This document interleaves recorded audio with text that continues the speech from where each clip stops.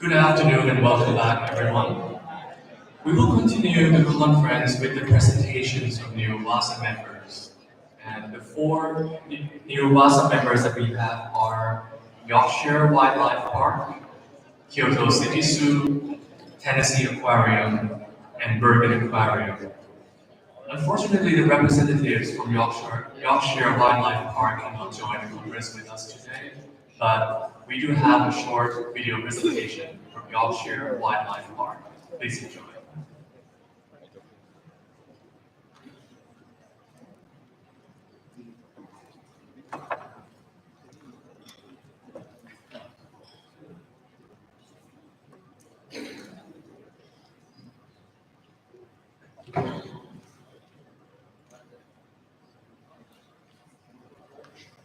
Who would have known that lions rescued by the then pretty much unknown Yorkshire Wildlife Park would become the pride of Doncaster? The people here took the rescue of 13 lions kept in dreadful conditions in a Romanian zoo to their hearts. Lion rescue at Doncaster and the new Yorkshire Wildlife Park firmly on the map. So, what is Yorkshire Wildlife Park and what's its future? Yorkshire Wildlife Park has a unique vision to support conservation, welfare and education and provide an amazing visitor experience, taking people into the world of the animals. In its first year, the park attracted 66,000 visitors, and last year, 761,000. So it's grown very quickly. It has 21,000 annual pass holders, and last year also attracted over 80,000 school children to the summer. It's a great local resource for people to enjoy and about to get better. The core vision of the park is to be a dynamic centre of conservation and welfare. On this front, YWP is on the international stage. The park has seen the birth of critically endangered Amur tiger cubs, who've now gone on their own journey to different places around the world to play their part in the global breeding programme. And of course, YWP is home to the only polar bears in the country, who are now famous around the world and do their bit as ambassadors to raise awareness of the threat of climate change and to raise funds for polar bear conservation. The estimated value of the contribution that YWP makes to conservation is £1 million annually. For the species we protect, it's priceless.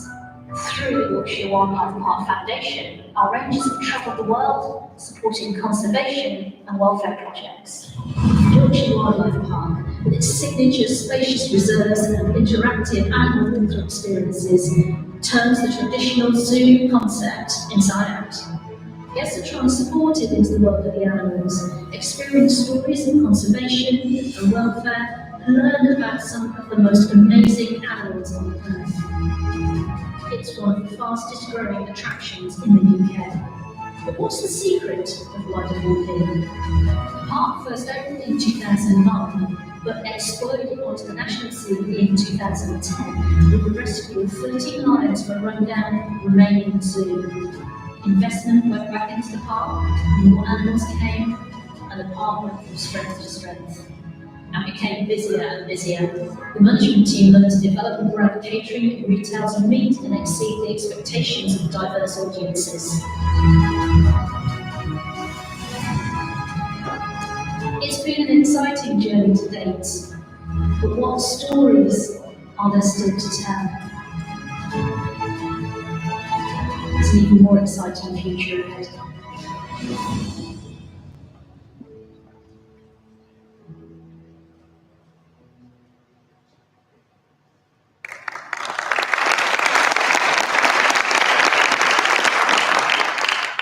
That was Yorkshire Wildlife Park. Next, I would like to invite Mr. Hiroaki Katayama, Director of Kyoto City Zoo, to share with us the story of the zoo. Please welcome Mr. Katayama.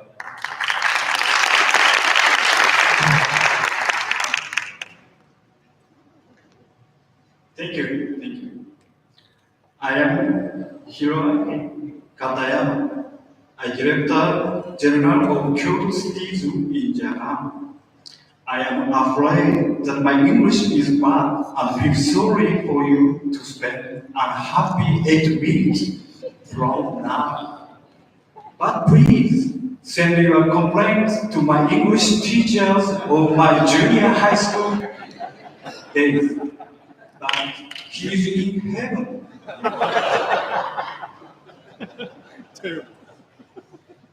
Our zoo was established in 1903 and is the second oldest zoo in Japan.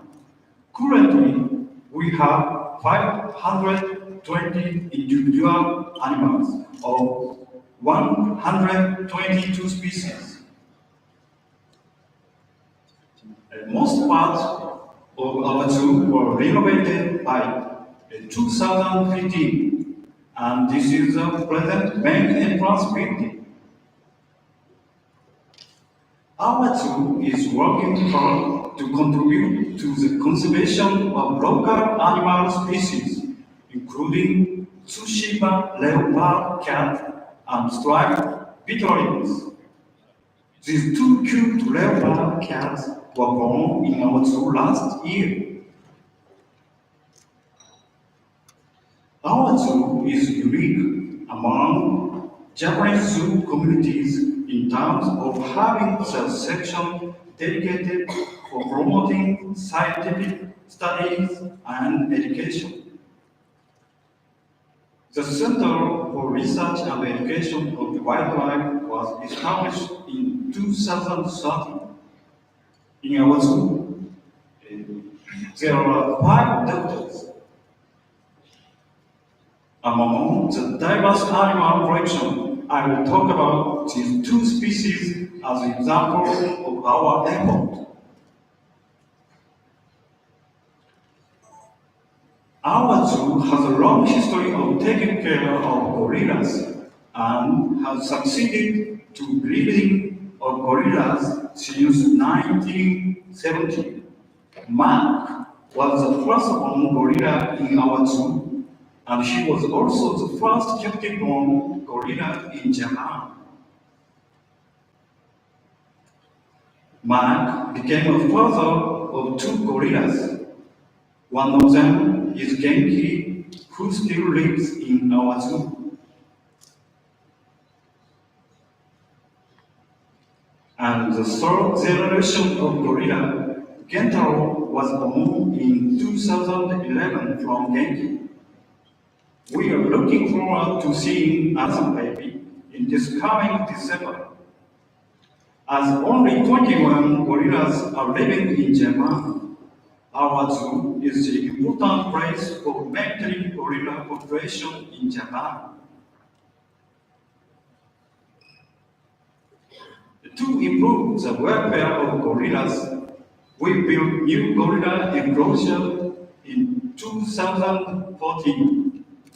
The concept of the new exhibit is Habitat in Forest. We created the enclosure after having visited the field site of wild gorillas in Gabon Republic and observed their behaviors. A short movie, about 19 seconds.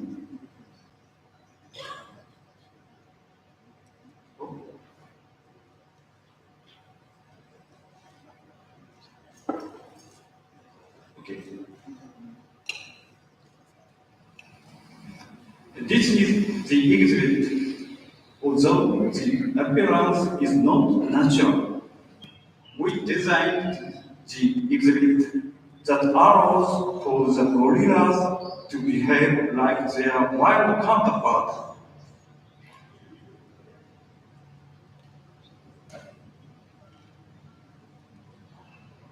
You can see our gorillas climbing up the structure.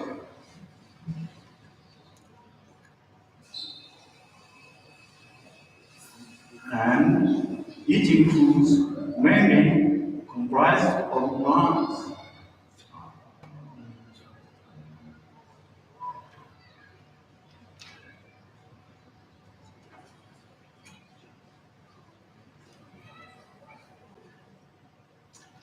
We also promote healthcare through positive reinforcement training and environmental enrichment for ensuring their welfare.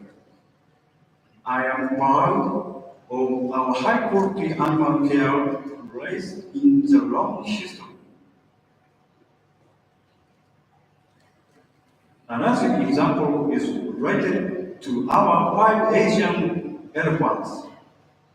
Currently, we have 5 elephants, including 4 image elephants, coming from Lao PDR in 2014, and an adult female elephant named Mito, who has been living in our zoo for more than 30 years. We renovated their enclosure in 2015. We enlarged the enclosure and made it more complex so that elephants can perform various natural activities. For example, they enjoy playing in the water pool in summer. Sometimes sunbathe and enjoy playing on the fallen leaves in autumn season. Currently, we are working on forming a group of elephants by gradually introducing the 4 image elephant to the adult female Mito. We believe social life is very important for the welfare of elephants. As she didn't have social experience for long, she is somehow mean towards the other elephants. So we think that the process will take a long time. But we hope we can form a group of elephants in the near future. Before finishing my talk, I would like to announce that we will host the 14th International Conference on Environment Enrichment next year. Together with Kyoto University and some other organizations, we hope that we can exchange more information regarding animal welfare and husbandry at this meeting. Please remember the date of the conference and prepare for coming to Japan next year. Thank you very much for your attention. Arigato.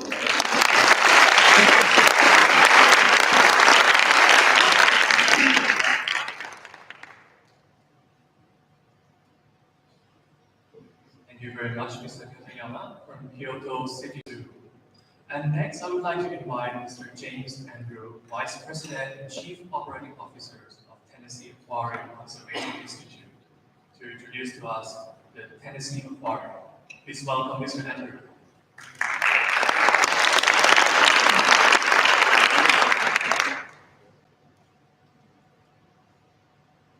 Good afternoon. I'd like to give you a brief history of the Tennessee Aquarium. We're relatively new. We opened in 1992 in Chattanooga, Tennessee. This is the a current photo of the aquarium.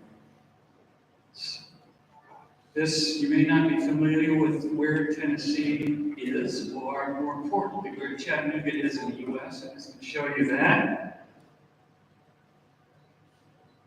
And I wanted to show you a picture of Chattanooga in the late 1970s and early 1980s. What you see is not fog.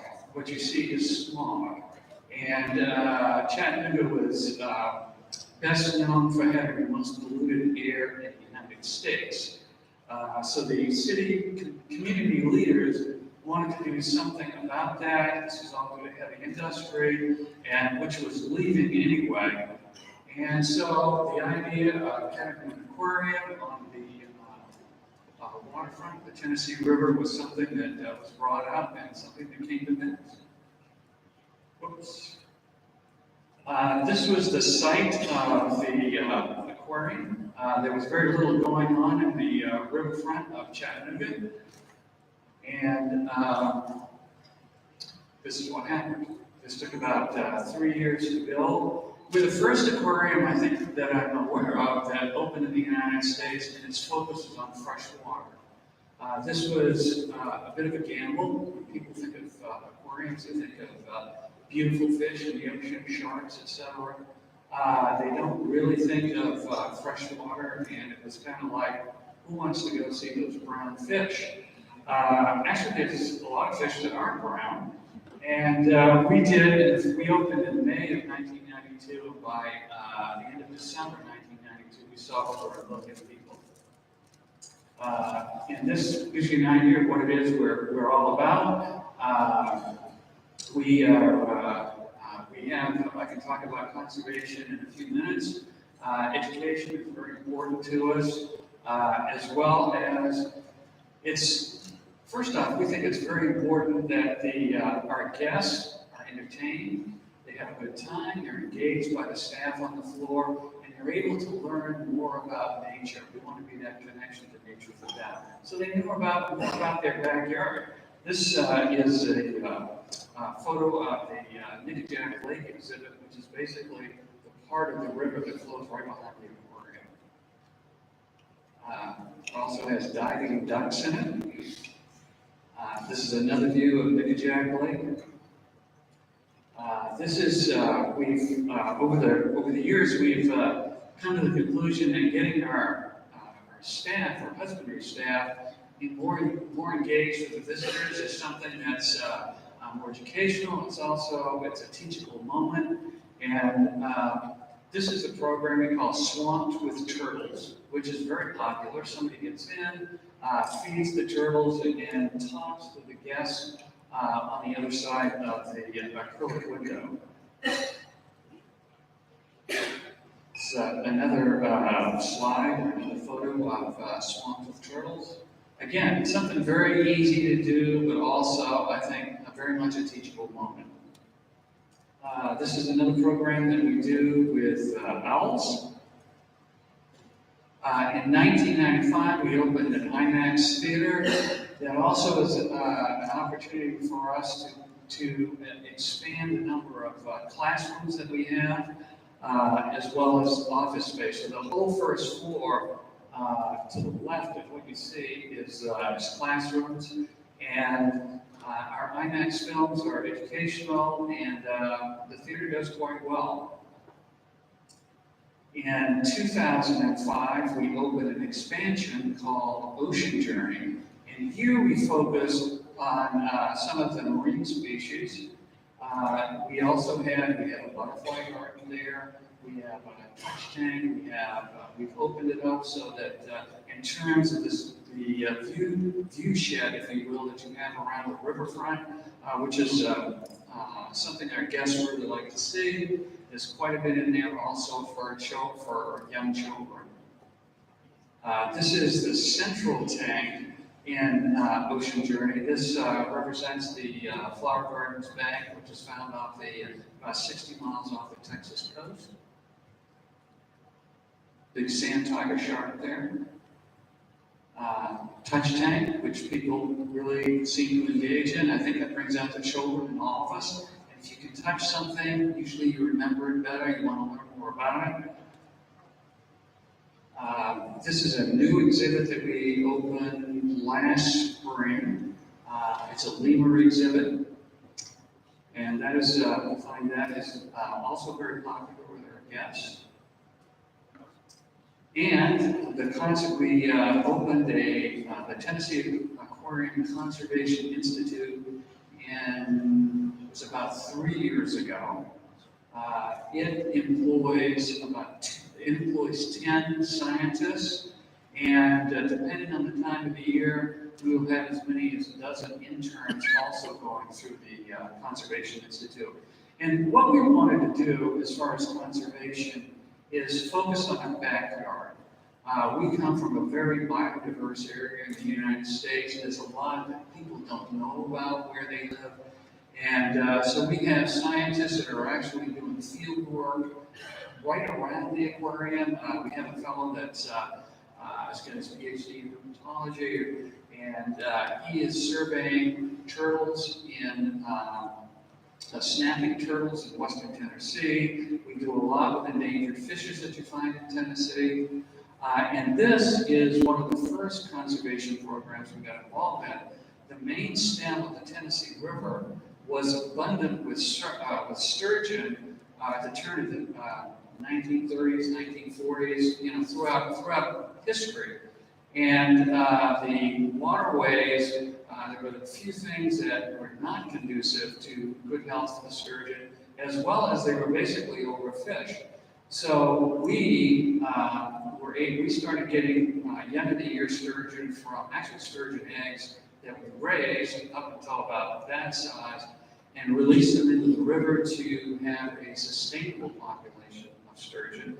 I think we've been doing this for 15 years, and we've released over 200,000 sturgeon, many of which are tagged, and we're able to follow them as well as get some idea of how well they're doing in the wild. And our hope is that we have a reproductive population of turtles. And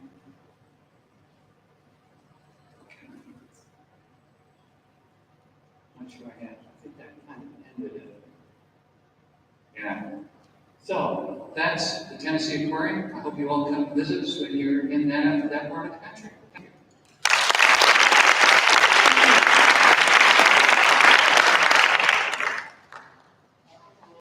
Thank you, Mr. Andrew, for the overview of the Tennessee Aquarium. And the last presentation of the new WAZA member, I would like to invite Mr. Geir Olaf Mellingen, Chief Executive Officer of Bergen Aquarium. Please welcome Mr. Mellingen.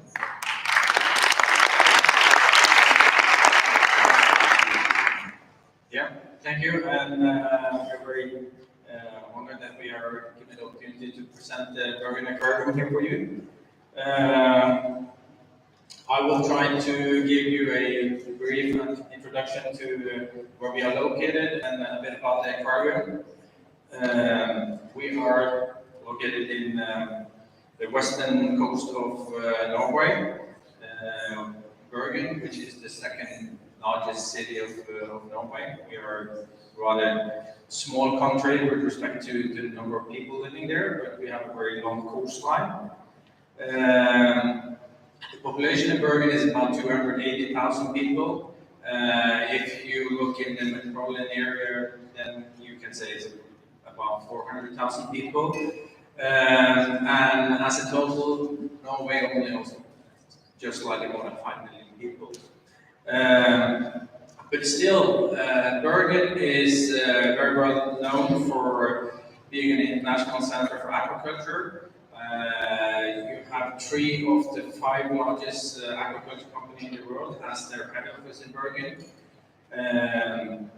It's also large in shipping, offshore petroleum industry, and also the subsea technology. Bergen is also a national center for higher education. The University of Bergen is well known for its marine institute. Tourism, and also for the finance.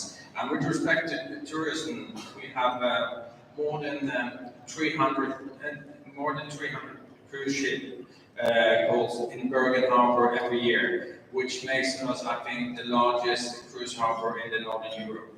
So tourism is a major part of Bergen. The aquarium is, as we would say, a rather old one. It opened August 27 in 1960. At that time, it was the most modern and largest one in the Northern Europe. And over the years, we have had some more than 11 million visitors to the aquarium. Annually, we have about 210,000 for time being. The aquarium, like it is now, it's we have some more than 60 different aquariums, both from the northern hemisphere and also from the tropical. With respect to our locals, we can use a flow-through system. So even though we are located in the city center, we can get seawater from about 100 meters depth and come through. And it's with a really high quality, stable 8 to 9 degrees year round. Whether it's winter time, summertime, we have water coming in 8 to 9 degrees. Outdoor, we have the genital penguins, which is extremely popular. It's like the most popular species that we have amongst the tourists coming. California sea lions, where we also do a lot of the training. We spend a lot of resources on animal training. Recently, also we had European otters in and started training with them as well. Inside we also do have a lot of reptiles and some crocodiles, and we are actively taking part of the WAZA Foundation with the Philippine crocodiles, which is our kind of main project outside of Norway. We are located next door to the Institute of Marine Research, which is the largest marine institute in Europe.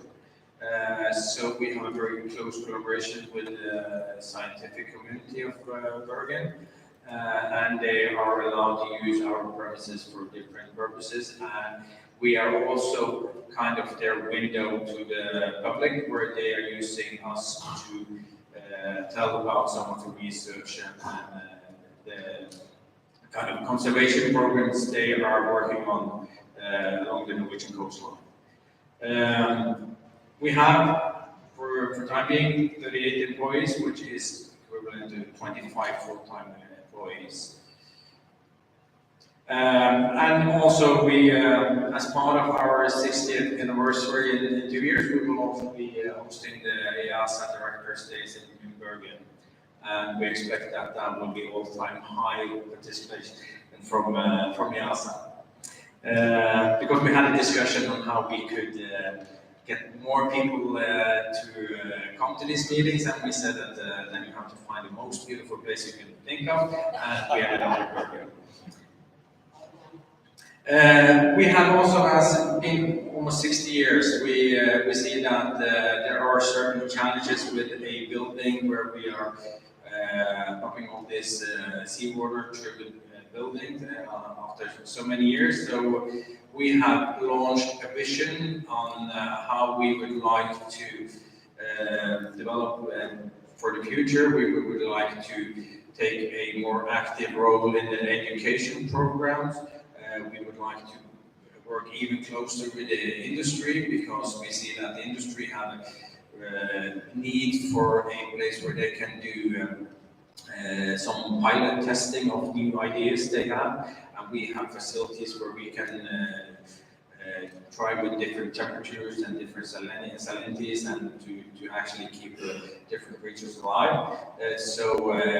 To be collaborating with them would be something we would like to do more, and also we would like to work even closer with the scientific community on how to tell people and make a better understanding of how important the life in the ocean is for the Norwegian community. And by that, we have launched the idea that we would like to build a new aquarium. Institute of Marine Research would be the one to the left. They are planning to build a brand new building for the future, and we have launched the idea that we would have this second kind of building from left to be the new aquarium in the harbor of Bergen. As you see here, there is with the logo to right. That is an idea that we have launched, and it's the construction is with the fish shell on, but it's also recirculated iron from ships that we are planning and want to use for this. So that is an idea that we have now launched, and how we can take an even stronger role for the growth of the marine environment in Norway.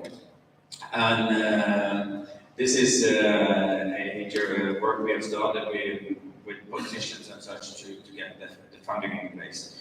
Hopefully, we have aimed to be able to move in about 10 years. Then at the end, I will have a kind of a 2 minutes video that is a kind of a walk through the aquarium. You can see some of the premises, and we are using that aquarium also quite actively to invite people to use that for different purposes, meetings and such.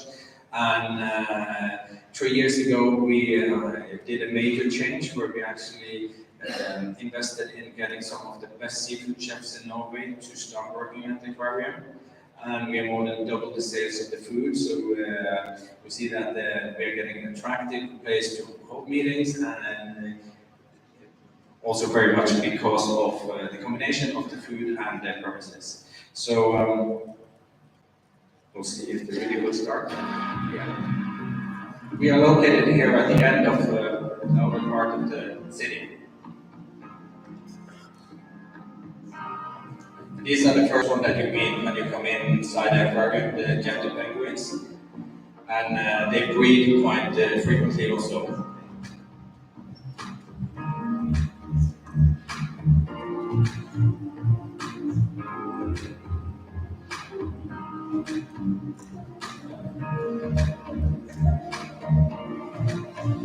And here is the new owners. They came in this summer for us.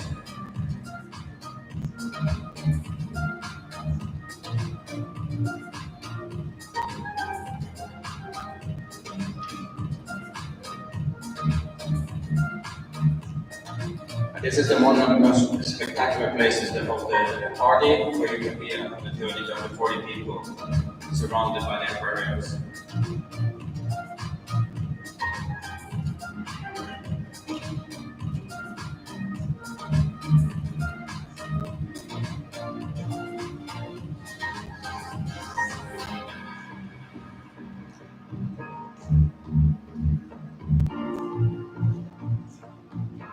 And here on the cinema, we show a few videos running every hour during the day about aquaculture, about fisheries and so on.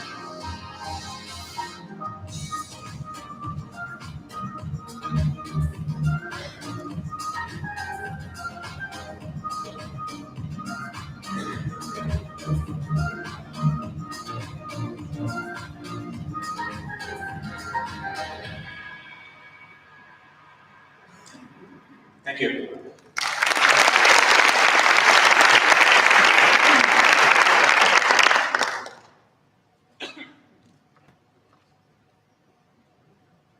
Thank you all three executives for sharing with us your contribution and vision for your facility. The next part of our afternoon will be WAZA plenary with representatives from different organizations, starting with the first one, Species 360.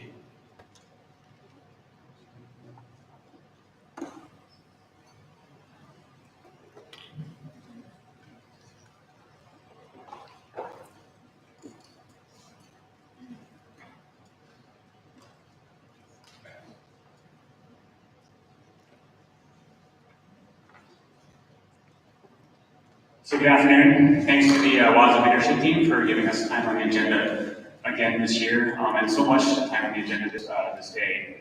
Having already had folks on the stage 3 times. And then thanks to the hosts, wonderful conference, truly inspiring and engaging once again this year. You all heard Andrew Mooney earlier today. He told us, he shared with us what we already felt like we knew, that size really does matter. There's strong evidence supporting what most of you likely already assumed was true. Big, beautiful, iconic animals, especially mammals. They bring visitors to your aquariums and zoos. They bring visitors, they bring revenue. They make it easier to tell a story about the animal and its ecosystem, its threats. It makes it easier to tell the story about humans impacting the species in the wild. Those animals allow you to do more to support species conservation. All of you have species in your collection that are truly amazing, but how many of them go completely underappreciated by your visitors? Certainly not all are iconic and large. Perhaps you have the American green beetle, a hellbender quoll, a red wolf, a black-footed ferret, a tree kangaroo, kiwi, or tuatara. Perhaps you have amphibians in crisis, like the DNC spray tip, the Wyoming Houston, or Puerto Rican crested tip, the parchlet snail, Lake Victoria cichlids, or one of dozens of tortoise, coral, shark, or ray species. All of these species are truly amazing, and everyone in this room is familiar with their plight. And they want to help. The aggregate contribution made by your institutions is more than amazing, more than impressive. You are helping in new and innovative ways, as we've heard all week. The challenge for these animals, of course, is that they don't stand several meters tall. They don't weigh thousands of kilos. They're not elephants, giraffes, rhinos, giant marine mammals, or polar bear. Their story is not obvious, and most of your public will never hear of them unless they visit your institution.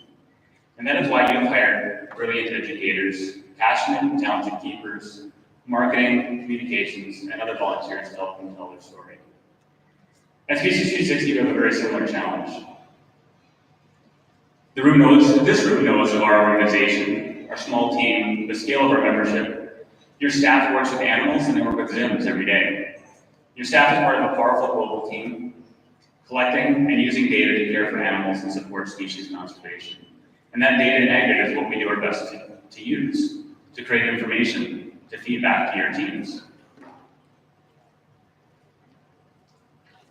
So every year I feel a little bit obligated to share a little bit about where we're going with our system and our tools, and I'm going to try to get through some of that. Bear with me, I think it's exciting stuff. The exciting part of it, though, is what we can do with these tools once they've been built. So the information resources we're building continue to grow. Every year, our members collect more and more data. This year, we released powerful new capabilities to make records keeping significantly more efficient and effective. Husbandry Log Templates. They make it easier for your aquarists and keepers to collect data efficiently and effectively. It helps them collect exactly the data that they want to collect on their environments and their enclosures and their species. Think of it as a digital clipboard for use on a tablet or a laptop. If used by our members as an indicator of value, then I'm excited to say that Husbandry Log Templates has been a booming success, especially with our aquarium members.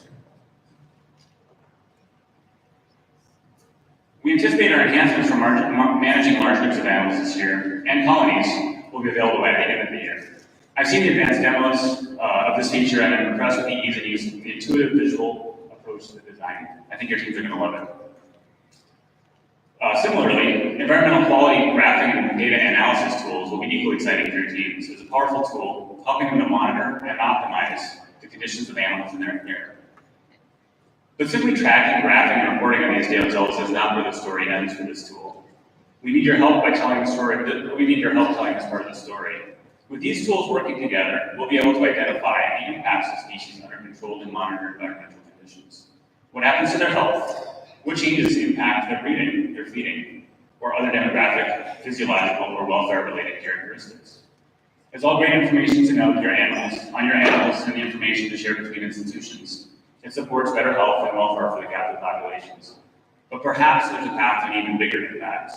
What can we do with this data if we can tell what happens to a species or even a broader ecosystem when, say, for example, the temperature raises by 1 or 2 degrees, or say the incremental changes to pH levels are indicated?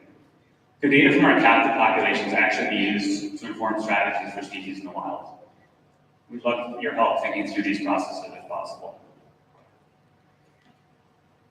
As with everything we do at Species 360, taking advantage of these data resources requires a village. We work together to collect, analyze, and use the data. We will need to continue to collect more data and add more of the species that are underrepresented in ZIMS today, including many aquatic species and species in regions underrepresented by our current membership. But what we really need to do is find ways to use the data to identify those key conservation, research, science projects, or field programs that can make a difference, and find a way for them to leverage the data and do the right thing to accomplish their own missions. In 2019, we will add Species 360 in situ members. We are already piloting data processes and collection of species in the wild. This new path for organization and our membership will allow us to aggregate, analyze, and leverage that much more data and promote that much more collaboration. ZIMS for in situ populations. As mentioned earlier this week already, and during the welfare discussions, we released ZIMS for care and welfare in 2018. This new software has been demonstrated at many of the year's conferences, and I'm excited to hear so much discussion about implementation approach and ideas. It is a wonderful example of members coming together, partnering to improve the lives of animals in their care. And of course, the chief architect for this software is WAZA's own Director of Animal Welfare, Sabrina Brandon. Thank you for your leadership, Sabrina. And thank you also to Taronga, North Carolina, Woodland Park, Brookfield, St. Louis, and Disney. Your subject matter experts were invaluable to making sure this is a great tool for the community. And our global medical resources, part of ZIMS for Medical, continue to expand. These one-of-a-kind resources are used every day by veterinarians and their staff and around the world. And these resources only improve as we expand across the globe and record data on more species. Also coming soon, automated test import from lab to IDEX and Dribbles, and medical sample storage. And just to connect the dots, this is the tool that Dahlia mentioned earlier with Ali, talking about supporting cryobanking, biobanking, and other sample management needs. Robust software, training, and support resources are available for ZIMS for studbooks, and we're making great progress migrating Sparks and Poplink studbooks into ZIMS. And in some regions, we're expecting very good acceleration of the rollout into 2019. It's exciting that 23 new studbooks have actually been generated directly from ZIMS data itself. While we continue to add features for unique species or very specific functional needs, the vast majority of the studbook needs are solved for your teams. We've even made the transition easier for them, allowing them to test their studbook in ZIMS before they go live. And so please encourage your teams, encourage your studbook keepers to get migrated into ZIMS. They'll like what they'll see. Their change is hard, but the transition is going to be impactful for them, and I think they'll enjoy it. And our team is eager to finish the migration so we can build other tools for your teams. Okay, that was the system updates. For those that you love that, I'm going to move on to some other things. For those that you wanted some other things, I'm going to move on from that. So perhaps more relevant for you, the group that's here, is our mission about Species 360. It's not just about keeping records. Yes, the foundation of the tools, the software, collecting the data, that's critical, and it's going to always be an important part of what we do. But we can do more. We aim to see the data collected, analyzed, shared, and transformed. We want it to be used across our member institutions and a broader set of conservation partners so they can accomplish their missions. So imagine, across millions of records of a given species and their environments, it is possible to analyze and collect the data, be it husbandry or medical, aquarium or zoo, focus on animal care or population management. We can understand which conditions help a species and which do not. In the specific case of the coral crisis, we can see that our members hold many species already. The larger the bubble, the more prevalent the species in our collection in ZIMS. Most are not in critical condition in the wild, at least not yet, but many are. What can we learn from them in captivity that can assist their preservation in the wild? If we can better understand the conditions for success and health in your institution, can we better inform the strategies in situ, and vice versa? And perhaps we can even coordinate efforts with other prioritization tools. This slide is an analysis of the overlaps in species prioritization schemes. As you can see, it gets complicated quickly, and the overlaps are quite included. It's interesting to note that there are 17 species managed in Species 360 member institutions that are also managed in other prioritization schemes like EDGE, or Vulnerable to Climate Change, or the IUCN Red List. We're curious if you or your staff have thoughts on how we can use this kind of analysis. Where can we go from here? How can we use this? So everyone in this room knows Species 360 and the impacts of our members. At least I hope you, after today, we've given it our best go. But that can't be where it ends. We can do better. Species 360 members have created by far the largest database of detailed species knowledge in the world. Working together from all corners of the globe, your team's built the most amazing resource of data on wildlife. It really is an amazing thing, where we have only just begun to start leveraging that value together. So perhaps ZIMS is a partial scale of databases. Okay, maybe we're not trapped on a remote desert island, remote tropical island, facing extinction. In fact, the ecosystem supporting Species 360 and membership has never been more healthy. But we have such an opportunity to do more. And this is such an amazing species of database. Perhaps our biggest risk, our largest chance for regret, is not doing enough, not fully taking advantage of it. We've shared in the past some of the valuable impacts of Species 360 members and their collective knowledge. That members' data in ZIMS has increased the known demographic data, not incrementally, but by orders of magnitude. Pangolins were uplifted to CITES Appendix 1, in large part due to efforts of our Australasian Association, Wildlife Reserve Singapore, a team of passionate conservation-minded leaders, and the data in ZIMS. And with help from your teams around the globe, our team partnered with Wildlife Reserve Singapore and Traffic, creating a powerful demographic tool describing captive breeding capacities and trade patterns of 70 turtles and tortoise species, aiming to significantly reduce wildlife trafficking. Last year, Doug Kress invited John Scanlon to speak at the WAZA conference in Berlin. Chris Beers introduced us, Species 360, to John. It was one of those key events, those key introductions that makes a difference. After that meeting, we spent 2018 working directly with the CITES Secretariat to assess yet more critical and highly traded species. Because of the species holdings and information in ZIMS, we were able to also quickly find and partner with many of your husbandry experts for these species, who were, as you might expect, more than pleased to help us out. The results were well received at the CITES Analysts Committee meeting in Sochi, as was mentioned this morning. And it's going to lead to more conversation with the CITES as we lead into Sri Lanka next year. The value and impact of this connection between Species 360 members and CITES will likely continue for years.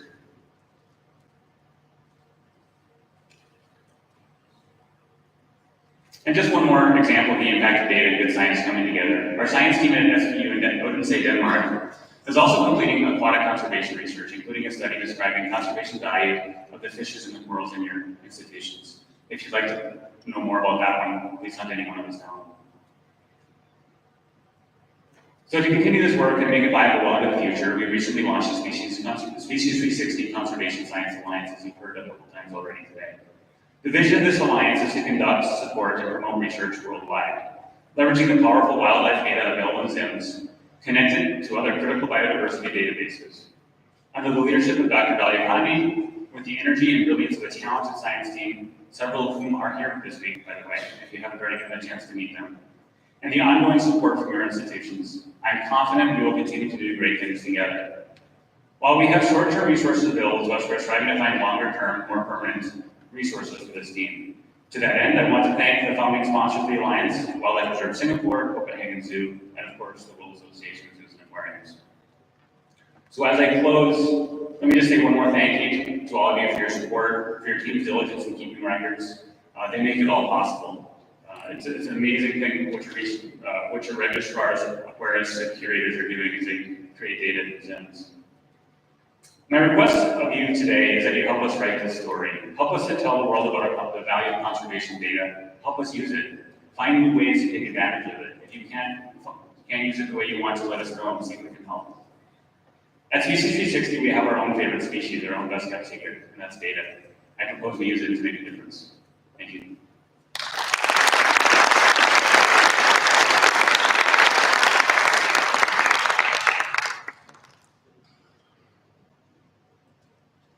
Next, we will hear from the International Zoo Educators Association. Please welcome the representative of International Zoo Educators Association.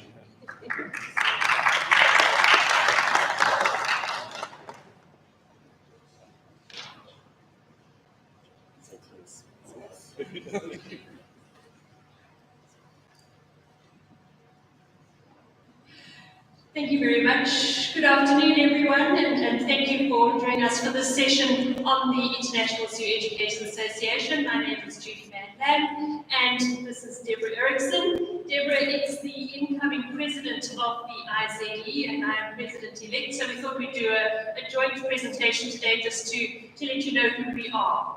The International Zoo Educators Association, who doesn't know what the IZE is? Okay, that's really, really good, because at this conference, education has been really quiet. We haven't heard many presentations about education, and we're hoping that's because you're trusting all of the IZD members to do wonderful education work. So, just very briefly, the vision of the IZD is to conserve global biodiversity through effective zoo and aquarium programs. And our mission is really to engage our members worldwide to achieve biodiversity conservation by encouraging sustainable behaviors in people that visit our zoos and aquariums. We operate very closely with WAZA, but we are an independent group. So operating closely with WAZA, but operating independently, we have our own executive board that helps to guide our membership and to guide our activities. So what we thought we'd do this afternoon is just give you a brief look at what we've achieved in the last 2 years. We have a conference every 2 years, and then Deborah will go on to explain to you what we're planning for the next 2 years. So just very briefly, our goals for the last 2 years. The first one was to increase our website capabilities, and we've done that. We've now got Google Translate because we are truly an international group of people from around the world involved in education. And we've now got Wild Apricot, which is a system that's going to help us to service our members better. We have our journal, which I'll speak about a little bit later. We have professional development activities to help enhance the ability of educators to do their work more professionally. We really want to work with the regional representatives, so we have representatives around the world, and we work with them to increase our membership. And we're also working, as Deborah will explain too, to enhance our relationship with WAZA and to strengthen that. We wanted to grow our membership, and this has been really something that we've been very proud of in IZE. We've gone up to 437 individual members and 75 institutional members from around the world. So that's something that we've been really proud of. And then we've just recently completed our conference, which was hosted in LA. So just very quickly, professional development. We have a job experience program that we facilitate. We don't run the job experience program, but we put together facilities that are happy to host educators with educators that would like to come and spend time in those host facilities. It's a structured program. There's a memorandum that's signed by 2 sides to make sure that the people who are hosting know what's expected of them and the people who are coming to learn know what's expected of them. And this has proved to be very, very popular, and we've had 24 people that have taken use of this and 17 hosts. Our journal is not quite a peer-reviewed journal, but it's an opportunity for educators to really share their stories. The articles are selected from around the world for publication, and then they go through quite a rigorous editing process to ensure that they are all of a good quality. And this is a good way for educators to share their stories. We also have the sponsored delegate program, so part of the membership fees that institutions pay goes towards supporting people to attend our conferences who would not otherwise be able to attend those conferences. And at the last conference, we had 7 wonderful delegates representing 7 countries who were able to join us and learn together with their colleagues. And then we also facilitate in-country training, which happens around the world. We've had training in Africa, and last year we had training in South America. We had 38 people from all over South America, particularly Guatemala, and we had 10 speakers, including Deborah, who went to present to the people there. Social media, obviously being educators, we use social media quite a lot, and we've been happy to see the growth in our Facebook page from just over 2,000 people to 3.5, heading for 4,000 followers now. So please tell your educators, if they don't know about IZD, to come and follow us on Facebook. Something that's been really important, and we mentioned this yesterday, was the Nature Connect grant. Being part of the WAZA family, the IZE has been able to support WAZA through the review of the applications for this grant proposal, and we've also been able to help in some of the research and evaluation of this program. We went through 59 different proposals and 43 have been approved, and this process is continuing.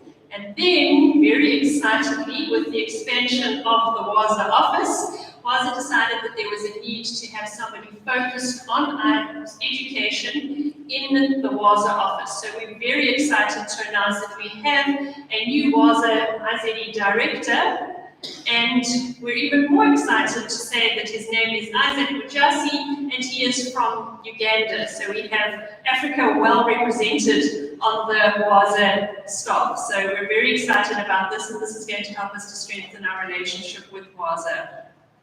This is our graph that we're really happy about, and you can just see how membership has increased over the last few years, and that's a real tribute to Rachel and to Isabel, who have been our past presidents. Right, moving on to Deborah. Thank you very much, Judy, and I'd like to personally thank Doug Kress for everything he has done over the last year to help us strengthen our relationship between WAZA and IZE. As Judy shared with you, we have had tremendous growth in our membership, and that's due to the support of all of you. We have 75 institutional members, and we would love to come up here in 2 years or even next year and say we have 200 institutional members. We are going to be adding a membership coordinator onto our board that will help us in that objective. We also want to increase membership services. Training is so absolutely vital. And one key item that we use at San Diego Zoo Global is our San Diego Zoo Global Academy. We have 180 different zoos and aquariums around the world that use this as a tremendous training resource. And we will be providing this to every IZE member for 1 year at no cost. So we can see we have models on an extinction. We have a wide variety of over 20 e-modules on different animal species. And probably one of the most important things for our colleagues is training and interpretation. We're really excited because these interpretation modules are the 5th and 6th most used modules. Animal welfare is #1. Next, we want to really extend the reach and impact of our job exchange program and our in-country training program. We do one in-country training program a year, and we'll be doing some fundraising because we think it's so important. And the feedback we got, especially from Guatemala, was absolutely overwhelming. We had 8 countries in South America participate in that. I really would like to ask the zoo directors to really think about having some of your staff join us in the job exchange program. It's probably one of the most rewarding programs I've been involved with in my career, where we have our colleagues come to our zoos. They spend 2 weeks with us and get a really good overview of that facility's conservation and education operational programs. We also think it's really important, since we have so many critics out there, to really look at creating an agenda for educational research to really address the educational value of zoos. So that is going to be one of the things that we are going to have our new WAZA IZE director focus on. As well as building our relationship with WAZA, we're excited with our new education director to look at education and come up with global education standards that we can all use. We're also going to be developing not only the standards, but an educational conservation strategy that will join the sustainability strategy and the conservation strategy. And we're most excited to start our planning for the 2020 conference, and I'm really happy to announce that it will be a joint conference. This will be the first time in 10 years that WAZA and IZE will join forces. The conference will be in San Diego. Please write down these dates and start planning ahead. It's October 11th through the 15th. We're really going to be excited in San Diego to host you, and we'll make sure you get time to spend at the San Diego Zoo the San Diego Zoo Wild Safari Park, as well as our Institute for Conservation Research and in our veterinary hospital. So we hope to see you all there. We would also like to acknowledge Rachel Lowry and Isabel Lee have really been instrumental in helping us grow this organization and helping us reunite our partnership with WAZA. We would especially like to thank all of you, our institutional members. It's just been amazing for us that there are now 75 of you. Again, we would like all of you to come and join us in our mission. Thank you very much.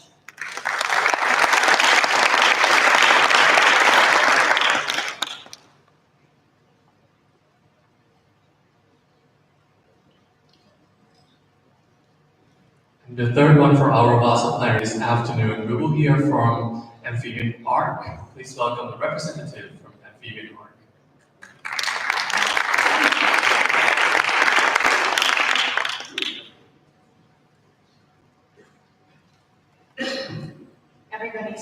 Everybody's still awake after lunch? Maybe.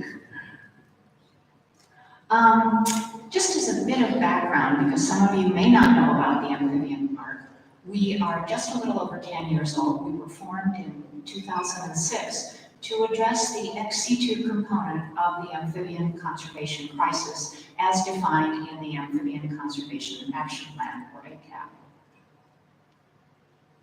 We are a joint effort of WAZA, CPSG, and the IUCN SSC Amphibian Specialist Group. And we work very, very closely with both CPSG and ASG. And now that WAZA remembers that they're a part of our oversight, we're working a little more closely with them as well. Our mission is to ensure the survival and diversity of amphibian species, focusing on those that cannot currently be safeguarded in their natural environment. And since 2016, we share a common vision with the Amphibian Specialist Group and the Amphibian Survival Alliance, and that vision is the world's amphibians thriving in nature. We just last year completed a 10-year review. It looks like this. If you haven't seen it, I'm going to leave some copies out there. Please pick them up. I don't want to carry them home again. It also has some really important information on our various programs. What I want to do today is both sort of summarize where we've come in the past 10 years, but then also tell you about some new initiatives in 2018. And one of those was our Amphibian Arc ebooks. There are now 5 of them.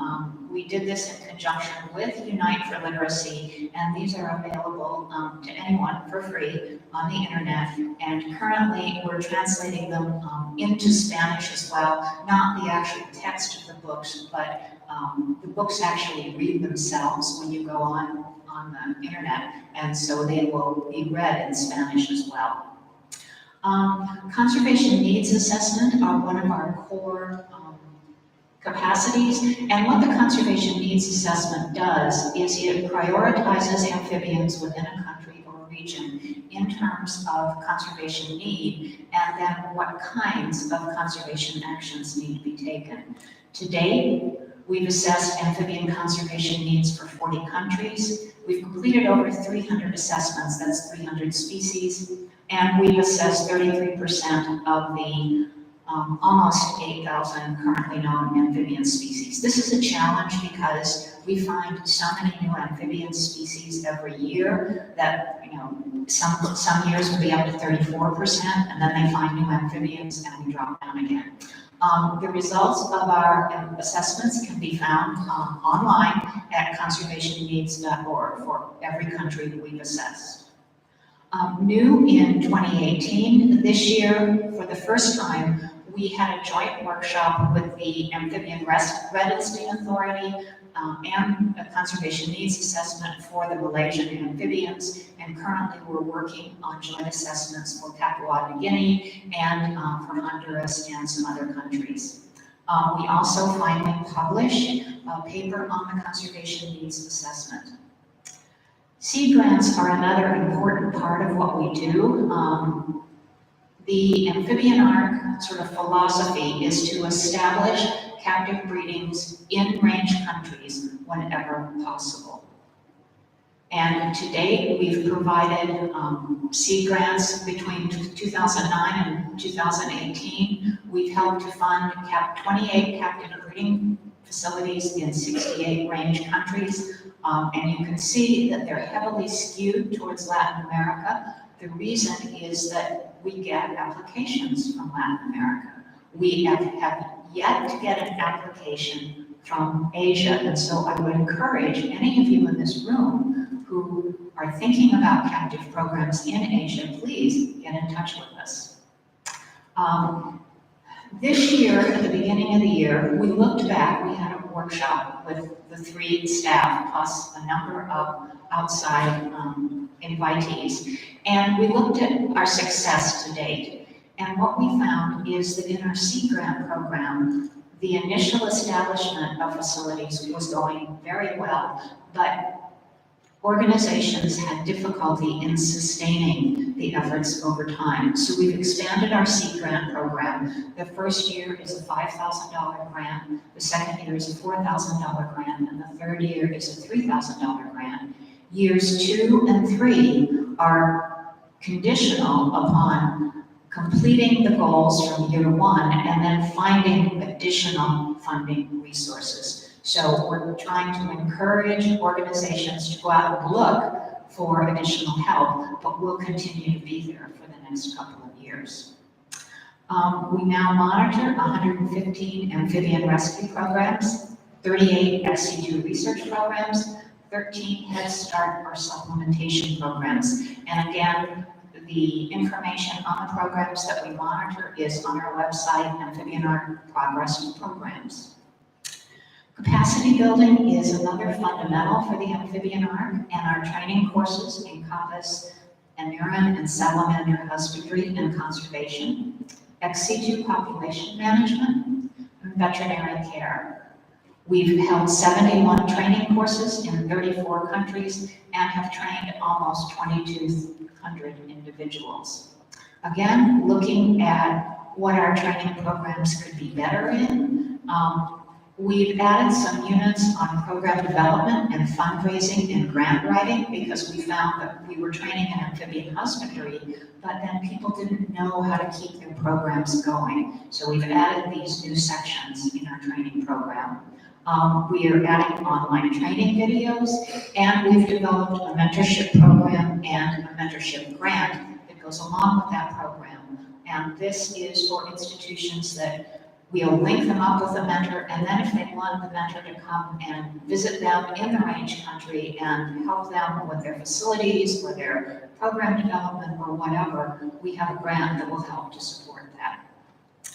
So, how can you help? First of all, you can sponsor a seed grant or a seed grant extension for year 2 or year 3. You can sponsor a mentorship grant.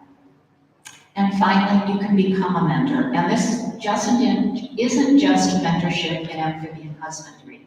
If you have fundraising, development experience, program experience, education experience, you can become an amphibian art mentor. And I'd like to end by thanking our supporters.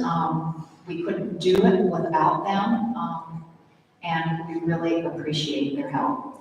And don't forget to check out the Amphibian Art Tenure Review. Thank you.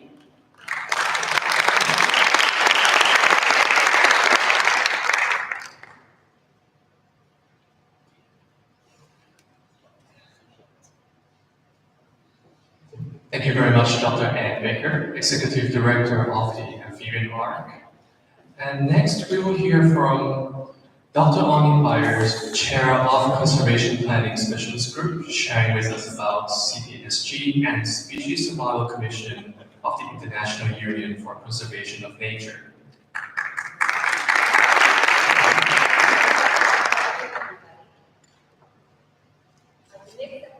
Can you hear me? The mix-up was because Kiara Milo, who's the Partnership Director for the SSC Chair's Office, had to leave a bit early.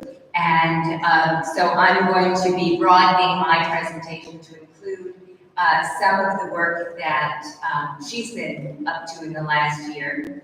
But I think that it's a story that actually is stronger when all of the elements are shared together. Anyway, I think it's a seamless story, so it works well. So for some of you, I know that when Jenny asked this morning, Monday morning, it looked as if there were several people who had never been to a WAZA conference before, and even for those of you who are old timers, this is sometimes confusing. So I just wanted to show you how these pieces all sit together. So the IUCN is the largest and oldest global conservation organization. It's based in Switzerland, and it is made up of 6 commissions. And one of those commissions is the Species Survival Commission. That office currently is in Venezuela, chaired by John Paul Rodriguez. And the SSC is made up of about 147 specialist groups. Most of those specialist groups are taxon-based, but there are a number of cross-cutting disciplinary specialist groups, and the Conservation Planning Specialist Group is one of those. The reason I think it's a sort of a nice story to tell all in one package is because the SSC is now presenting all of its work in this framework, this conservation cycle that they call Assess, Plan, and Act. And at the CPSG meeting last week, a lot of people were equating this cycle to the effort you need to go through when you go to one of these elaborate buffets that we've been presented with day after day here at this conference. That you have to first take a good look at what you've got there, assess the situation, plan what you're going to take, and then start piling on your plate. Well, it's the exact same concept, but when the SSC says assess, what they're referring to is the IUCN Red List work that I know you've all heard about. Planning is the work that the CPSG is leading on in trying to facilitate the identification of the best, most promising scenarios and solutions to conservation problems. And then acting is what we're all aiming for, which is implementing the actions that come from the planning and then ideally resulting in an improved assessment when you get around that entire cycle. And of course, none of it is possible without the partnerships that Kira's been leading on over the last couple of years. And what her focus has been is primarily on the assess piece of this Assess, Plan, Act cycle. And she's been quite successful at identifying institutions that didn't just say they would help, but they committed a full-time staff person to red listing. So the IUCN has red listed about 85,000 species, and they made a commitment, a promise, to double that number by 2020. And then they looked to the zoo community to help them do that, make that enormous leap to a doubled number of species assessed.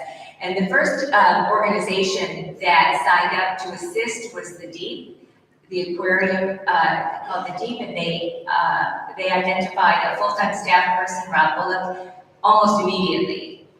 And he's been not only assessing, but also becoming a trainer so that he can teach other people how to assess. But since that time, Oceanario de Lisboa, Albuquerque Biopark, and Georgia Aquarium have all signed on. And again, they've all committed full-time staff people. And in fact, Albuquerque Biopark has committed 2 full-time staff people to just this work. And in this short amount of time, almost 1,800 assessments have already been completed. So there are 3 more institutions that are in discussions with Kira and the SSC Chair's office to become Red List hubs. And we're really on our way to achieving the goal of 10 WAZA members as SSC Red List hubs by 2020. So that's the assess piece. The Red List is the most authoritative, most respected species assessment tool anywhere in the world. And assessment, of course, is critical.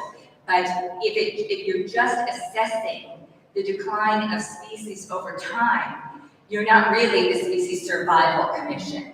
So they decided to elevate the concept of species conservation planning to a third of the work of the SSC, which was really exciting for us.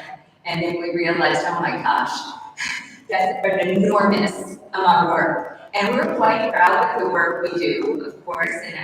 And this graphic comes from our 2017 annual report. If you don't have a copy, I brought some with me. It's a lovely document, and it does tell the highlights of the work that we've done. But the fact is, we could continue to do this work to the best of our ability for the rest of our lives, and we wouldn't move the needle. Because we're talking about, and even if we only talk about the species that have already been assessed and determined to be threatened with extinction, we're talking about 25,000 species. So it's really sweet that we did 36 workshops. But really, if we're talking about making a difference, we have to figure out a way to scale up. So one of the ways we're trying to do that is to do multi-species planning. Most of our work is single species, very in-depth quantitative risk assessment work. And there will always be species that need that kind of work. But if we're going to make a difference, we have to figure out a way to look at large groups of species and identify the types of planning and action that they need in order to improve their assessments. So we've developed a tool that was just introduced last week at our meeting here, in which we can look at a large group of species and a broad-based assessment and categorize them into buckets for future planning and action. And this is going to be trialed for 1,000 freshwater fish of the Sunda region in a workshop at the end of January. But just last week, we had the Otter Specialist Group and the Coral Specialist Group also express interest. So we're hoping that with these experiments, we'll be able to test this tool and further develop it so that we'll be able to really make a much greater impact in terms of multi-species planning. And I really want to make sure that you recognize that underpinning everything that we do, and now when I say we, of course, we're no longer just CPSG, we are the planning component of the SSC. Underpinning everything we do is this philosophy that I know you've heard so much about, called the one plan approach. So we're saying that we need to have in situ and ex situ expertise sitting around the table, equal level playing field from the beginning of the planning process. And it's been great that we've been telling this community about that. And as soon as we presented this terminology, this concept, it was the theme of so many conferences, you'll remember. And that's fine, but what we need to do is get it outside of this community. We need the in-situ conservation community to embrace this the same way that the ex-situ community does. And so we've been working very hard at promoting this concept of ex-situ management, integrating into in-situ conservation. And there are a number of tools that I think can help us do that. We have the IUCN guidelines on the use of ex-situ management for species conservation. You know, when I was listening to the CITES discussion, I thought if every zoo used this tool, these guidelines, evaluated the species in their collection for the role that they can play in conservation, it's a transparent framework for decision making. You document your decisions and you identify the feasibility and the pros and cons and all of it in a very clear way. If you did that, you would say, these species that I have are clearly here with a conservation purpose. And then you would say these other ones, not so much, but maybe we can do something to enhance that. And maybe there are others that you have a very good, legitimate reason for holding, but they don't have a conservation purpose. Maybe you even decide in your future plan to scale them out, not scale them, but to get rid of some and bring in species that do have a real conservation purpose in your zoo. So that's a really valuable tool. Another one is this new tool that we've created, a new process called Integrated Collection Assessment and Planning, that really WAZA has been the brains behind. And it's a way to bring in situ and ex situ communities together and to help zoos do collection planning with absolute conservation focus. And then we've made it our priority to publish as much as we could in the last couple of years around these ways of integrating in situ and ex situ conservation and the role of ex situ conservation, ex situ contributions to conservation. And the most interesting one, I think, is one that we just had accepted, and that is an article in the Encyclopedia of the Sustainable Development Goals, where we've outlined of these things that you know very well we're talking about here in terms of the one plan approach. And so we're hoping now that we're going to get this word out beyond just the zoo community.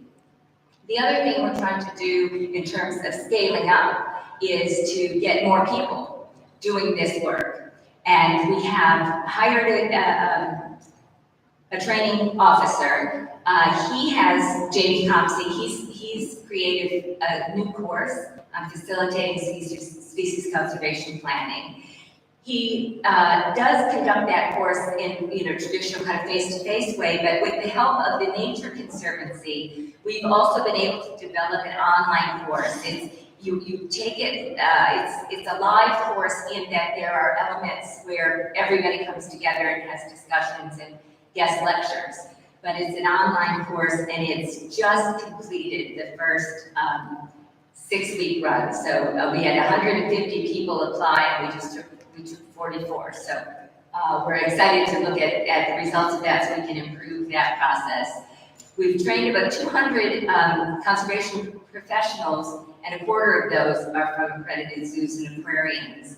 But we're really very clear about the fact that training is not the same as producing species conservation planners. So mentoring is a hugely important aspect of what we're doing, and we have a smaller group, just 10 people who are on our conservation planner development path, where they're getting face-to-face training. They're brought together in training courses, they're being mentored in workshops, and then they'll be coached as they conduct workshops of their own. So this is a 2-year process, and half of the 10 people in this first cohort are from accredited zoos and aquariums. Many of you know that we have 10 CPSG regional resource centers around the world, people who are trained to conduct the tools and processes of CPSG. The big news of last week was the launching of CPSG Southeast Asia. And Sonia Luce is going to be our convener for that with a lot of support from around the region. But again, we need to be not just doing the work, we need to be training people and mentoring them in the work. And we feel that there are 5 sites currently that are really prime locations for species conservation planning, training and mentoring centers. And those are CPSG Europe, which is hosted by Copenhagen, but Copenhagen and Chester Zoo are discussing sharing the responsibility for being training and mentoring centers. Wildlife Reserve Singapore is perfectly placed to play this role. Auckland Zoo is currently doing this and has been for some time. We're talking to Parque des Aves about, they're the host of CPSG Brazil, very generous, very creative thinkers, and we're really thinking that that's going to be a perfect place to do our training and mentoring for that, not just for Brazil, but for that region. And then in North America, we have a couple of conversations started. So all of that is really great. We've got the SSC, we've got the zoo community, and that's all wonderful. But the big news for me, I mean, where I think that we are really at a turning point, is the fact that for the first time, the IUCN, in their discussions with the Convention on Biological Diversity Secretariat, you know, all of those targets are up in 2020. So we said we were going to do all of these various things by 2020, and certainly target 12 of the CBD, the one about stopping extinction, we not only are not achieving it, we're actually going backwards. And for the very first time, the IUCN is going to include conservation planning in the language that they're submitting to the CBD for the post-2020, the next iteration of CBD targets. So that is a huge opportunity for us. And they've also identified a person in the IUCN Secretariat who will be the liaison with CPSG, who will introduce us to the right people, who will get the information from us to put in front of the parties of the CBD, and we will have a side event at the next conference of the parties. So if we can bring the one plan approach, not just to zoos, in situ conservationists, and the SSC, but to the countries who are responsible for saving the wildlife that we care about, there is a real potential to change conservation, at least as we know it. So that's assessment plan. ACT, in terms of the SSC, is not individual SSC members acting, although that is happening, of course. But at the SSC level, what they're talking about is enabling acting. So they've established, I hope you all know about this, they've established a new granting opportunity called Recovery of Species on the Brink of Extinction, which is a partnership between the National Geographic and SSC. And every 3 months, the next opportunity is January, they're giving out grants of $30,000 to $50,000. The caveat is that you must be implementing actions that were identified as priority actions for a species in a species conservation plan. So there needs to be a plan, it lays out the actions, then you apply with a letter from the corresponding specialist group, a letter of support for that grant. They've already, just in this year, given over $600,000, and my understanding is that at least the AZA Zoo community got over 100,000 of that. So that's a really great opportunity. I want to make sure that you're aware of it, and if you want, you can find that, of course, online, but if you want any more information on that, just let me know.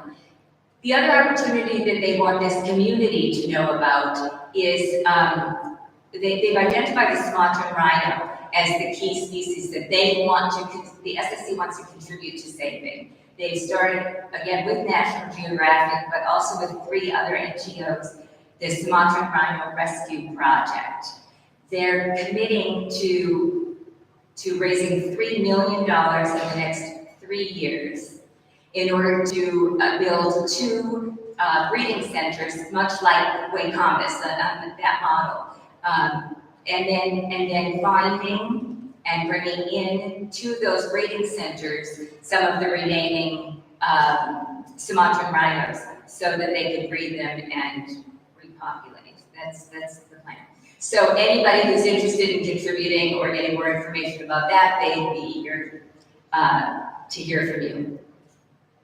So that's the Assess Plan Act. The SSC Chair's Office is enormously grateful for all the partners that they have, and you will notice something about this. This slide is almost all zoos and aquariums. And you'll notice something about this slide, which is all of the donors to CPSG. And we are, of course, enormously grateful to all of these, but except for, you know, my mom and my husband and a couple of siblings, these are all zoos and aquariums as well. And I think it's unrealistic for us to expect the zoo and aquarium community to fund all of species conservation. So the concept of trying to look further and trying to use all of our connections to find money that would really help us to scale up as we're talking about doing, but do it in partnership as the World Zoo and Aquarium Association. So my last comment is just that anybody who is currently a donor to CPSG, I want to remind you and encourage you to take advantage of the fact that every single thing that we do is only because of your help. So we have a set of slides that you're welcome to use based on our annual report, and you're welcome to add your logo, your story, and tell the world about the work that we're doing together. Thank you.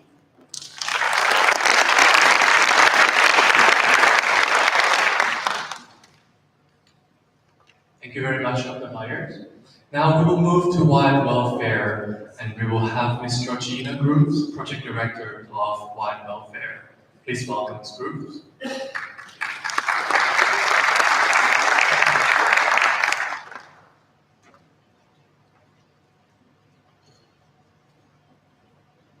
Okay, hi, thank you. The bad news for me is I have to speak after wonderful Ani.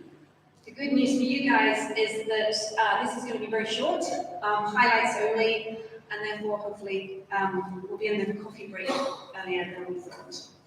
I've got Dave Morgan's tag on. Unfortunately, he had to disappear early, so we haven't actually prepared a presentation. I actually just want to take these next few minutes to mainly thank everybody who has supported wild welfare in the last 12 months, whether that's through a donation as one of our sponsors, donors, or whether that's providing resources from your zoo personnel who have helped with our projects, or whether just advice when I call you and I say, I need to know about flamingos. Please help me. I'm being asked about flamingos and I need to provide some advice. So I'm really grateful to so many people in this room, so I'm not going to go through individual names, but also to the regional zoo associations that we've been working with in the last 12 months, and that includes IAZA, JAZA, HAZA, I'm going to read these, AZAB, JAZA, I've said that, ZA, and the Vietnam Zoo Association, and of course CESA as well, who we're working very closely with. I'd also like to thank our new trustees. This year we expanded our board, and we invited Karen Fifield from Wellington Zoo, Pat Simmons from North Carolina Zoo, Bernard Harrison, who's already on the board, David Jones, who's the founder and the chairman, Mark Penning from Disney Conservation, and Dr. Heather Bacon from the Jean Marchwick Trust for Animal Welfare from the University of Edinburgh. And it's been a fantastic opportunity to have these new people on board, an opportunity to broaden what we do, have a more detailed look at the direction that wild welfare is going in. For those of you who don't know wild welfare, I should probably start with this. Our mission is to unite the leading zoos and animal welfare organisations to improve captive animal welfare around the world. And highlights this year include working very closely with the CESA Animal Welfare Committee and Board on their welfare certification program, and this has been going for the last 18 months or so and will be launched next year. And wild welfare will be helping with the auditing and assessment process for this certification program. We'll be auditing 6 zoos next year and looking at auditing another 12 the following year in 7 different countries. We've also been working as a continued program with the Brazilian Zoo Association on their certification welfare program. We've audited, in conjunction with their team, 25 zoos and aquariums so far, and trained 30 auditors in total. And all of this certification program work is leading to better standards, better policies, and a better ethical oversight of a number of zoos and aquariums. And we've worked out that it will impact around 150 individual facilities. We've also, this year, worked directly with 10 individual facilities around the world, providing specific species care and general welfare principle and advice. Resource-wise, one of the biggest projects that we're working on is an e-learning program with the University of Edinburgh. This program is an introductory and accessible learning program to animal care. It's going to be based on participatory learning modules, and it hopefully will provide relative training opportunities in animal care that is accessible to all. And it's just introductory, so it's going to be simple but accessible. This hopefully will be launching, we hope, by the summer of 2019. A project that I can't miss out, whilst I'm standing up, which I'm personally involved with, was the rehoming of bears from Japan to one of the newest WAZA members, Yorkshire Wildlife Park. It's a shame that they're not here as well, to be able to take the credit for this move. I wanted to mention this particular project because wild welfare is not it's not a rescue or rehoming organisation. But this move was as much about the bears and moving the bears to a better home as it was about demonstrating how working together towards a shared goal and utilising expertise from around the world, from the leading zoos and aquariums and animal welfare community, can make the impossible possible. I do want to thank in particular Edson Naoshini, Domeragato. JAZA were very much involved in the process of this, but also it's an opportunity to bring in other individuals from the bear park community where these bears came from, and in particular I want to mention Dr. Naya Matsumoto and Dr. Toshio Tsubota, who is from the Japan Bear Network and Hokkaido University. And the reason I'm mentioning these individuals who aren't actually in this room is that the move of these bears took over 10 organizations for it to happen. So it was a really great opportunity and example of collaboration. So not only did the bears get to move to a more appropriate home in Yorkshire Wildlife Park, but it's opened up opportunities for wild welfare and these other organizations to work on the other bears in the other bear parks. And there's about 400 of these bears being held in bear parks. And it's giving us an opportunity to have dialogue with the right people who can have a real impact in the long term in Japan.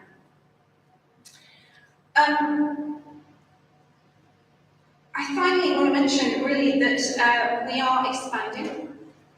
This year we had a new projects manager. That's really helped expand our communication on social media, help with our marketing, help with our press releases and so on like that. And I think in this ever-changing social media world, that is so important. We have to be present and relevant and be able to immediately address concerns. And throughout 2019, we're hoping to expand that further, both from our board, but also our actual staffing team, and allow us to explore new opportunities, new partnerships, and work in new countries. That is it. It's keeping it very brief, very short. But for those of you who don't know about wild welfare, want to find out more, I'm going to be here for the rest of the conference, and I'm also going to be at the CISA conference. So please do come and ask me, and Dave will be returning on Saturday as well. He'll be at the CISA conference. So thank you very much.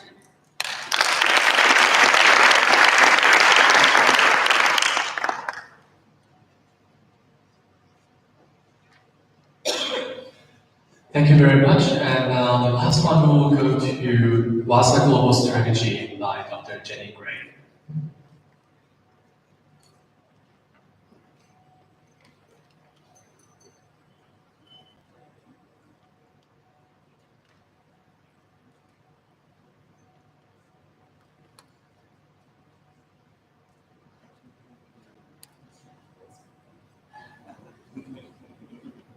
Thank you. It seems a very long way away from where we were on Monday morning to this afternoon. Thank you very much. In terms of the global strategy, I don't have a lot to present. Many of the committees have met and are going to be giving us feedback over the next week or so. We will be coming back here for the AGM and we will be asking to pass a resolution on a high-level global strategy. I've had numerous discussions with people around the room, and certainly the feedback has been incredibly positive and exciting. And so the next step for the global strategy is the passing of the resolution this afternoon. I will draw your attention also to in your pack, in your emails, or if you're on the conference app, there's 3 resolutions for this afternoon, all of which have arisen through the course of the conference. And I draw your attention to those that were passed by the council earlier today, and so we'll be looking at passing those during the AGM. And I'm going to finish that quickly so that you have more than enough time to read the resolutions that are in your emails. I would also like to just briefly update you. Midcalf is doing really well. He's sitting up. He's eating, he has been stitched up, and he is looking like he's in much better shape. Our thoughts are with his wife, who was down earlier to collect their belongings, and our thoughts are with him for a really speedy recovery on his way home. And my final task for this session is to ask Or to come back up. He has been fantastic in terms of facilitating as the MC. He's now busy concentrating. Or, please come up for a small gift for your presentations.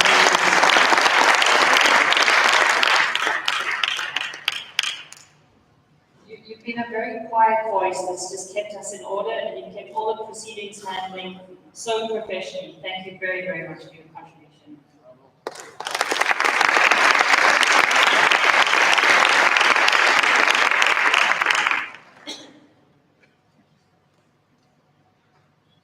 I'm going to take Or's role and let you all know it's now time for the coffee break. We're back for the annual general meeting at 3:30. And as we come back in for the annual general meeting, please can voting members sit in the 2 central sections and guests sit on one of the outside edges, just so that we can see who are voting members. So voting members in the middle 2 sections, other members on the outside. Thank you very much.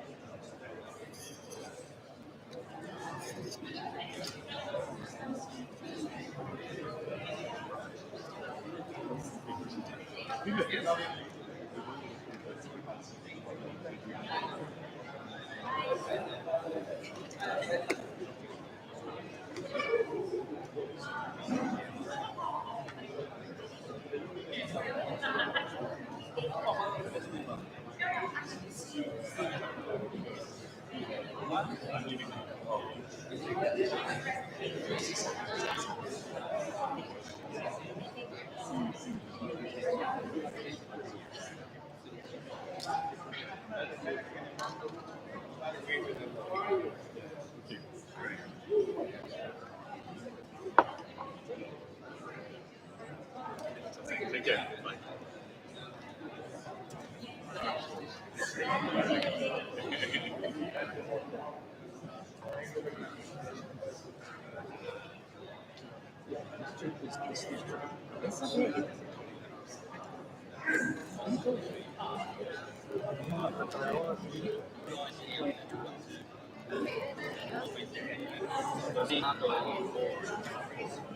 E così siamo di qui è davvero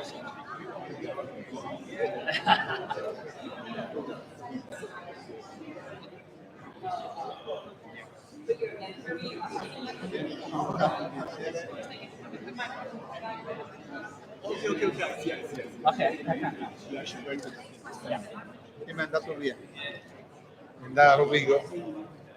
Si chiama Corso Rovigo. Bene, vi auguro buona giornata. Io devo andare a fare la doccia. Ma che bene. Ci vediamo stasera a pranzo. Allora. Quindi dopo porto la valigia, è aperto.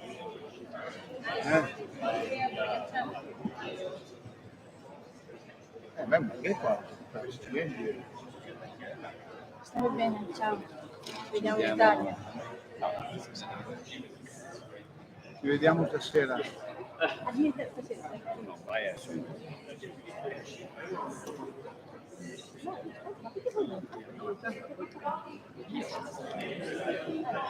No, io no. Ho pensato di aprire uno zoo così di avere tutto. si fate mai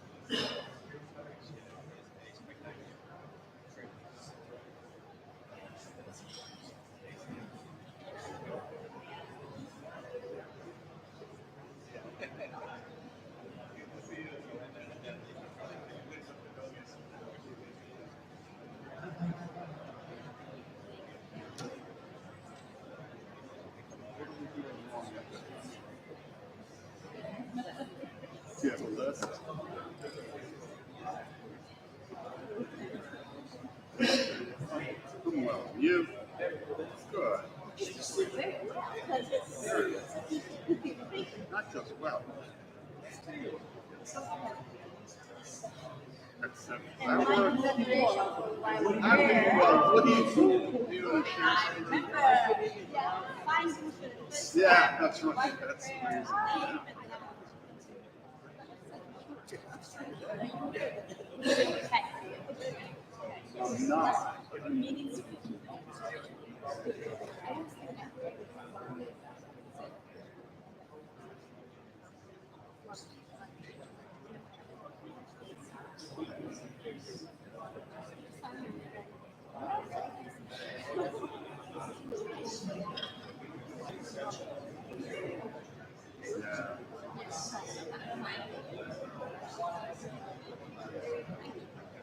But they're limited.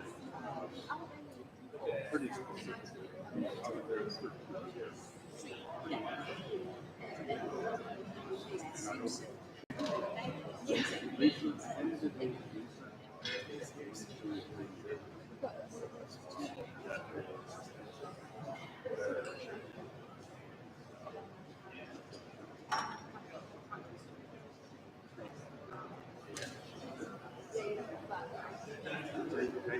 They were. You're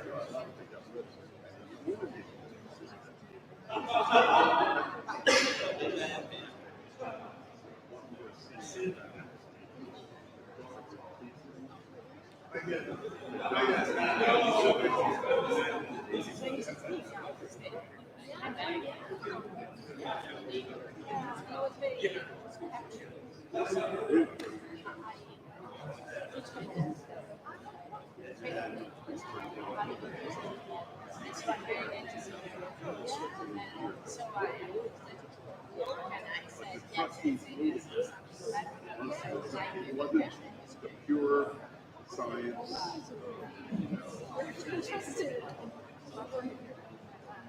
Yeah, I mean, that was a little bit. Yeah. Yeah.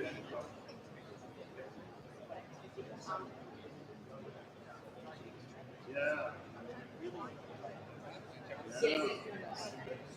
Makes sense. And that's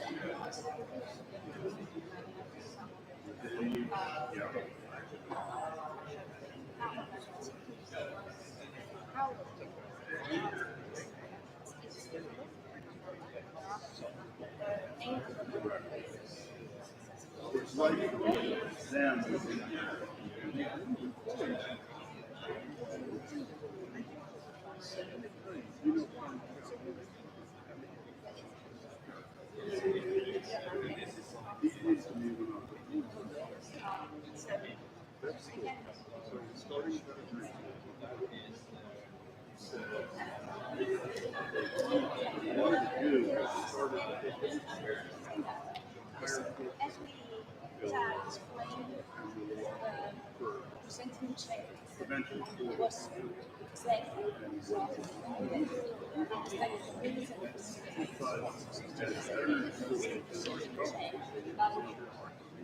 background, backstage, that's it.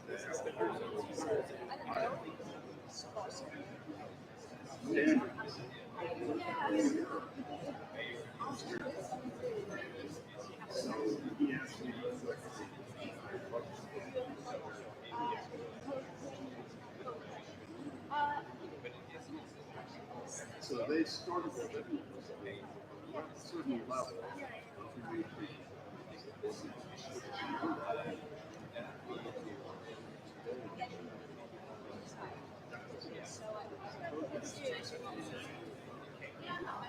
But you can't do it overnight. One of the things that I think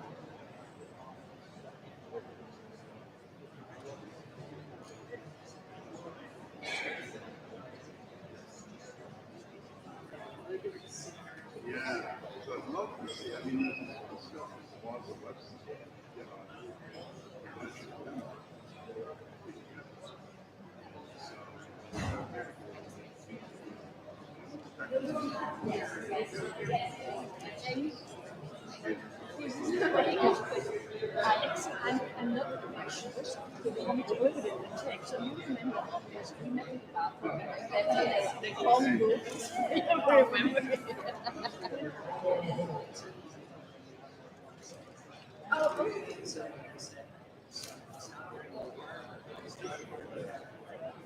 I will remember.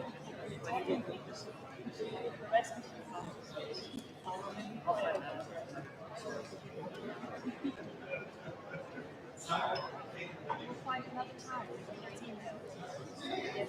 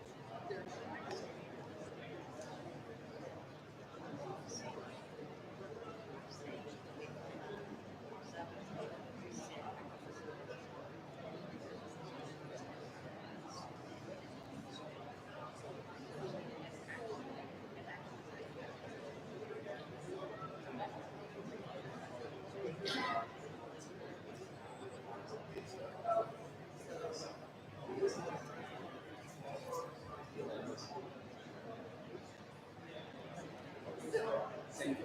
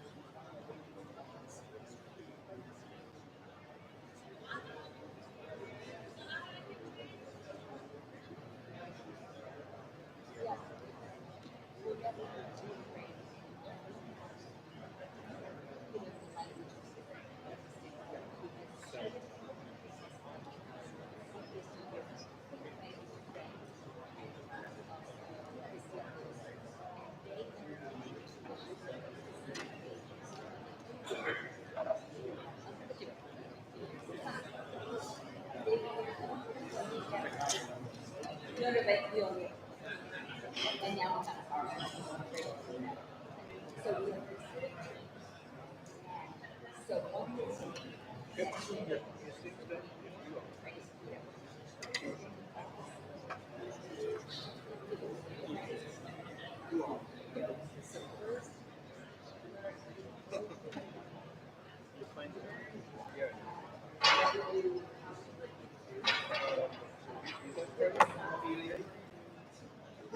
members, honorary members, they are You're welcome.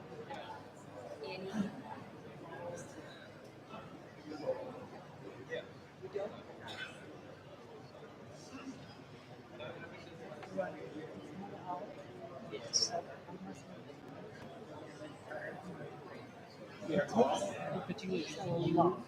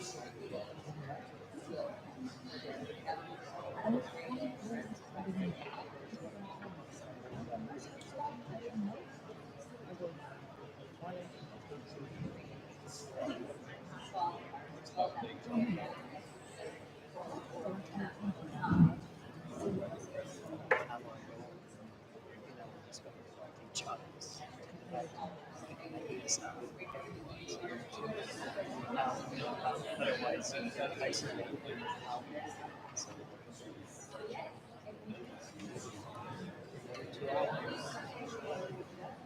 Am I ready for this? Actually, I'm there. But I will not show anybody under the bus.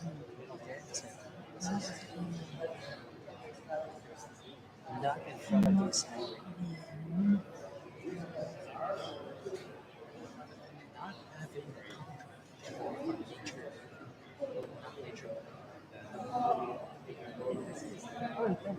Disney. Nobody has a contract, so nobody did. I mean, this is one very big issue that he keeps saying that it's collapsing and it's everywhere.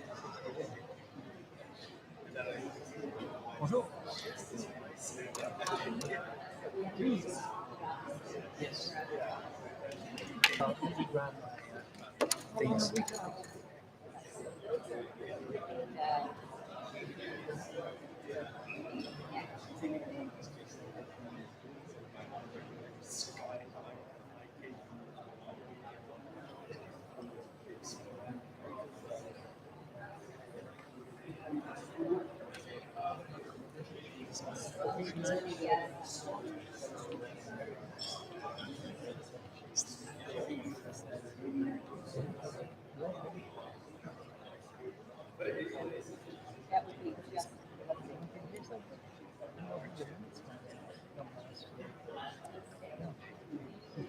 You forgot the minutes. The minutes are the wrong things.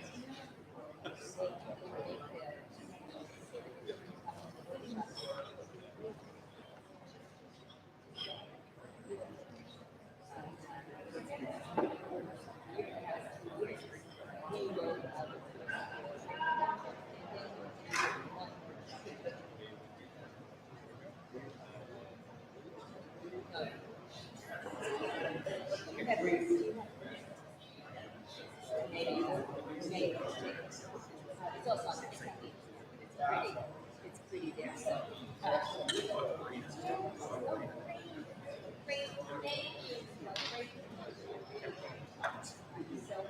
Honey, I just wanted to say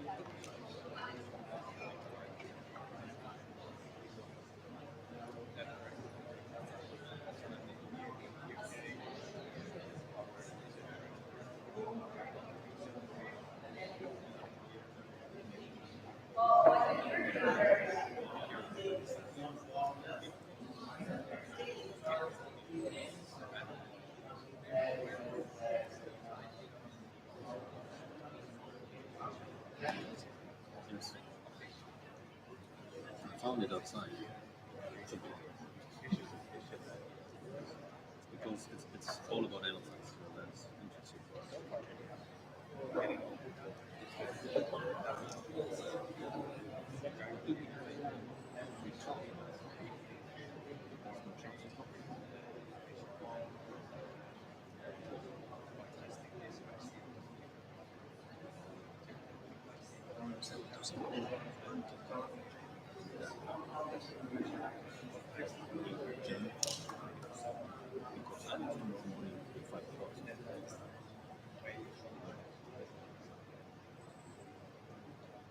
Or do we that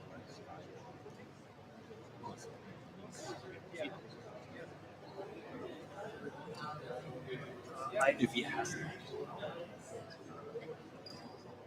I would say it might be preferable not to give them the feedback because it might be everyone is tired and there's so I don't think that would be constructive enough. And it's too risky to go outside. It's a good idea to have a staggered conversation 2 weeks from now. Not the month for sure. Next week, I think we need to pause it. 2 weeks from now, A lot of us are still on the way. Yes. I think it will be wise, but before the conversation begins, maybe we need a conversation. So what are the three, not five, three elements that we want to focus on? Because if we ask one thing, it's going to happen. If you ask two things, one of them is going to happen. If you ask three things, nothing's going to happen. So the more you ask, the less. So we need to understand what is the critical element. Now we'll resume this in a moment. Preparedness. So preparedness of the package, preparedness of the agenda, preparedness of the board meeting, preparedness of the motion, preparedness of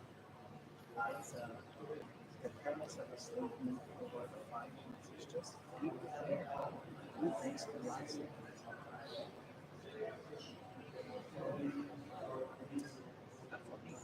Maybe use The question I have is not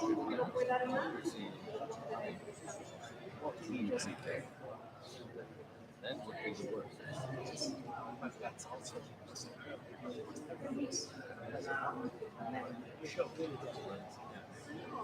there's some That is what I try to always get in his head. We have a membership organization. you repeat it, you need to listen and use. Yeah. I'm glad that you're reading the class. It's in English.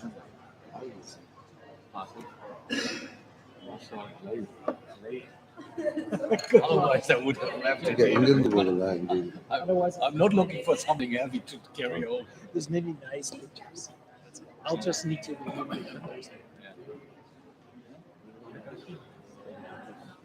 Yeah.